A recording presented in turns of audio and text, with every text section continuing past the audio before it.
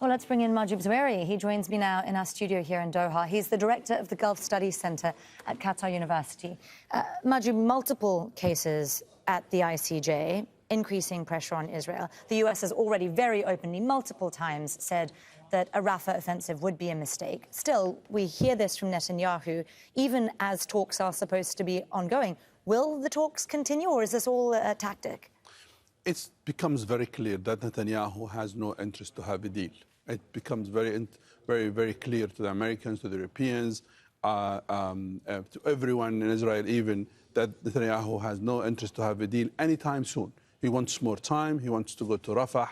He wants to have something he failed to achieve so far.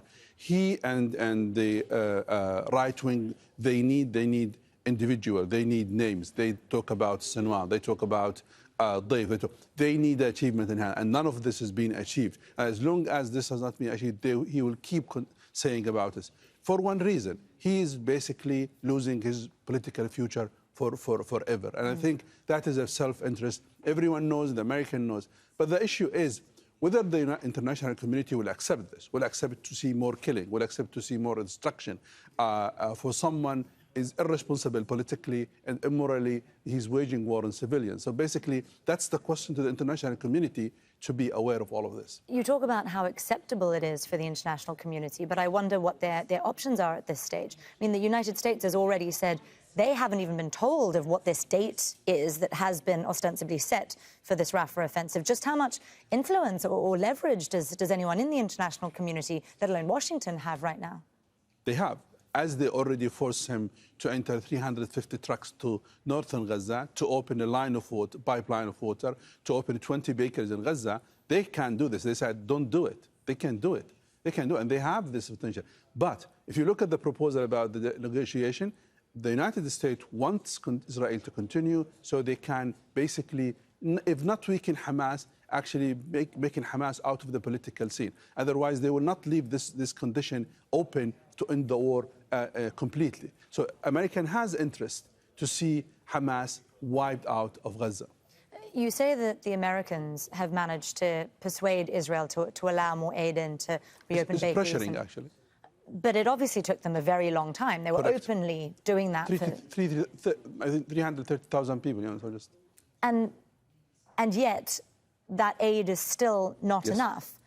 So let me ask you this, because Israel was saying that the issue with getting aid in was the UN. They were saying that they couldn't manage it, that logistically they were the obstacle. Yeah. I mean, clearly that wasn't the case. Absolutely.